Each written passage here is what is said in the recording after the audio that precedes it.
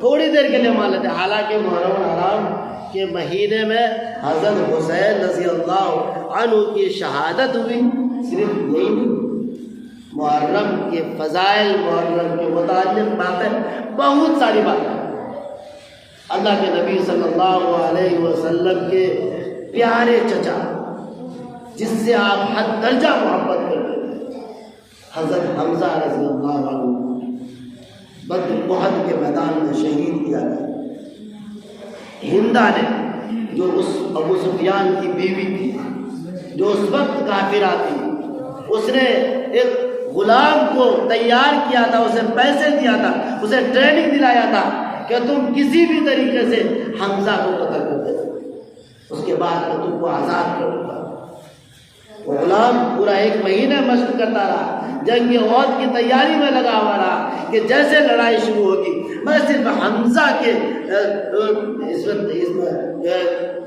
پیچھے رہوں گا کہ کس طریقے سے اس پر حملہ کروں. نیزے کا پریکٹس کیا، دور سے بھالا پھینکنے کا پریکٹس کیا، بہت دنوں تک کرتا رہا. حضرت حمزہ دونوں ہاتھوں سے جنگ احد میں لڑ رہے تھے اور یہ ہاتھ لگا کر نیزہ مارا، سینے کے اس پار سے اس پار. حمزہ کو شہید کیا گیا. اس کی لاش کو کھینچ کر کے لایا، ہندا کے سامنے لایا. ہندا نے حضرت حمزہ کے کان کو کاٹا، ناک کو کاٹا، ہونٹ کو کاٹا، زبان کو کاٹا اور اعضا کو کاٹ کر کے اس کو سی کر کے ہار بنا کر گلے میں پہنا، سینے کو چاک کیا، کلیجے کو نکالا اور کلیجے کو چبانے کی کوشش کی. حدیث میں لکھا گیا ہے کہ حضرت حمزہ کا کلیجہ اتنا مضبوط تھا، اتنا وہ جری تھے، اتنا شجاع اور بہادر تھے کہ ہندا اس کے کلیجے کو چبا رہے. حضور اکرم علیہ الصلوۃ والسلام بہت زیادہ رنجیدہ ہوئے. ان کی لاش کو اس طریقے سے مسلا کیا گیا کہ حضرت صفیہ رضی اللہ عنہ جو ان کی بہن تھی، حدیث کی کتابوں میں آتا ہے کہ ان کے ناخنوں کے پور کے ذریعے سے اس کے ناخن کو دیکھ کر کے کہا کہ یہ حمزہ ہے، میرا بھائی. اس طریقے سے ان کے جسم کو اور ان کے چہرے کو پسند کر لیا. 8ویں ہجری میں مکہ فتح ہوا. اللہ کے نبی صلی اللہ علیہ وسلم مکہ آئے اور قریش مکہ کی حالت ابتر ہو گئی، سارے بھاگنے لگے. اللہ کے نبی نے پہلے ہی اعلان کر دیا تھا کہ میں سب کو معاف کر دوں گا، جس نے مجھے تکلیف دیا ہے میں سب کو معاف کر دوں گا. جو کعبے کی دیوار پکڑ کے رہے گا اس کو معاف کر دوں گا، جو اپنے گھروں میں رہے گا میں اس کو معاف کر دوں گا، جو تلوار نہیں اٹھائے گا میں اس کو معاف کر دوں گا. اور جب اللہ کے نبی کعبۃ اللہ میں پہنچے، مکے میں پہنچے تو اعلان کر دیا میں وہی کہہ رہا ہوں جو اپنے بھائی کے لیے یوسف علیہ السلام نے کہا تھا، لا تثریب علیکم،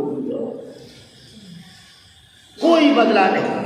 تم نے مجھے 10 سال 13 سال تک مکے میں سجایا، مجھے پاگل کہا، مجھے مجنون کہا، مجھے تکلیفیں دی، میں تم سے بدلہ نہیں لوں گا.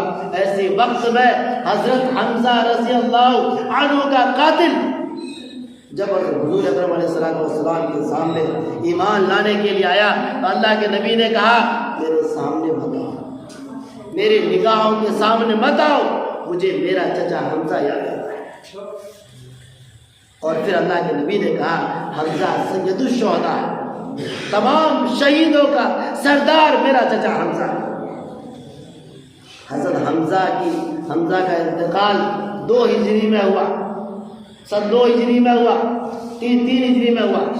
اور حضرت حسین کا قتل حضور اکرم علیہ السلام کے انتقال کے لگ بھگ 35-40 سال کے بعد میں ہوا.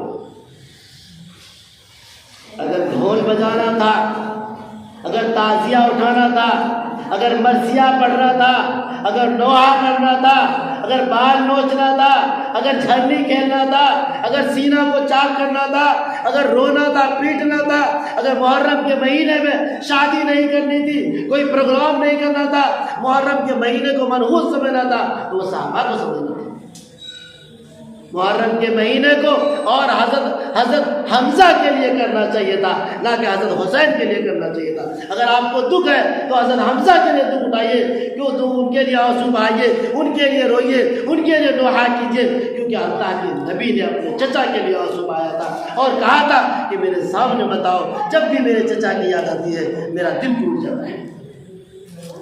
کہاں کہا میرے نبی، کہاں میرے نبی نے نوحہ کیا، سینے کو چاک کیا اور غلط چیزیں کی۔ حضرت حسین کا قتل 35 یا 40 ہجری میں ہوا، یعنی کہ لگ بھگ 40 سال کے بعد میں ہوا۔ حضرت اللہ کے نبی صلی اللہ علیہ وسلم کے انتقال کے جب اللہ کے نبی کے وقت میں وہ تو چھوٹے سے بچے تھے، اللہ کے نبی کے سینے پر اور گود پر بیٹھ کے کھیلا کرتے تھے، کاندھے پہ چڑھ جایا کرتے تھے۔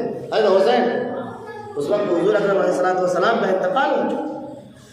یہ تمام چیزوں کو اور پھر اب سوچئے کہ حضرت حسین کا قتل مان لیتے ہیں 10 محرم کو حضرت حسین کا قتل ہو گیا، شہید کر دیے گئے۔ وہ تو اسلام دین کی حفاظت کے لیے شہید کر دیے گئے۔ انہوں نے اپنے سر کو بتوں کے سامنے نہیں جھکایا، اپنے نبی کے دین کو ختم ہونے نہیں دیا۔ یزید پر بیعت نہیں کی، کیا وجہ تھی؟ جھگڑے کی کیا وجہ تھی؟ آخر حضرت حسین کو قتل کیوں کیا گیا؟ حضرت حسین کو کوفہ والوں نے خطوط پر خطوط لکھے کہ حضرت حسین آپ نواز رسول ہے، یزید اچھا بادشاہ نہیں ہے، ہمیں نواز رسول بادشاہ چاہیے، آپ آئیے کوفے میں آئیے اور آپ کو ہم لوگ آپ کے ہاتھ میں بیعت کریں گے اور آپ کو اپنا بادشاہ بنائیں گے، آپ کو اپنا خلیفہ بنائیں گے۔ اس لیے حضرت حسین آ رہے تھے۔ اور پھر حضرت حسین کو رضی اللہ عنہ کو کوفہ میں شہید کر دیا گیا، اور وہ جھکے نہیں کہ اللہ کے نبی کا دین نواسا اگر جھک جائے گا تو اس دین کا کیا ہوگا۔ اور پھر اگر ہم محرم اگر ہمارے آبا و اجداد نے کیا، ان کو معلوم نہیں تھا، ان کو خبر نہیں تھی، لا علمی میں کیا، ان کو کوئی بتلانے والا نہیں تھا۔ اور اس وقت میں اور بھی بہت سارے بدعات تھے، بہت ساری بدعتیں لوگ کیا کرتے تھے۔ آج تو لوگوں نے چھوڑ دیا، بہت ساری چیزوں کو لوگوں نے چھوڑ دیا۔ اور اگر یہ چیز اتنی ہی اچھی ہوتی، اس چیز کو کرنا اتنا ہی اچھا ہوتا تو سب سے پہلے علماء کو کرنا چاہیے تھا، سب سے پہلے دین کے رہبران اور ذمہ داران کو کرنا چاہیے تھا، لیکن لوگ نہیں کر رہے ہیں۔ میرے بزرگوں، دوستوں، 10 محرم یا اس سے پہلے کسی بھی طرح کا کام کرنا اللہ کے نبی کی روح کو تکلیف پہنچانا، دین اسلام کو مجروح کرنا، دین اسلام کو کمزور کرنا۔ اسلام میں خوشی کے صرف 2 دن ہیں، عید الفطر ہے اور عید الاضحیٰ ہے، باقی کوئی چیز نہیں۔ ہمیں اللہ کے نبی کی اطاعت کرنی، اللہ کے رسول صلی اللہ علیہ وسلم کی اطاعت کرنی، قرآن کو پڑھنا ہے، حدیث کو پڑھنا۔ اللہ کے نبی نے انتقال سے پہلے جب صحابہ بہت پریشان ہو گئے کہ اللہ کے نبی دنیا سے جا رہے ہیں، کیا ہوگا، ہم کیا کریں گے، تو اللہ کے نبی نے کہا کہ دیکھو، میں تو دنیا سے چلے جا رہا ہوں، لیکن میرے بعد میرا قرآن تمہارے سامنے رہے گا، میری سنت تمہارے سامنے رہے گی، میری حدیثیں تمہارے سامنے رہیں گی، تم اس کو پڑھ لینا، اسی حساب سے تم اپنی زندگی گزارنا۔ اس کے علاوہ کچھ کہا؟ آپ لوگوں سے پوچھنا چاہتا ہوں، اس کے علاوہ اللہ کے نبی نے کچھ کہا تھا؟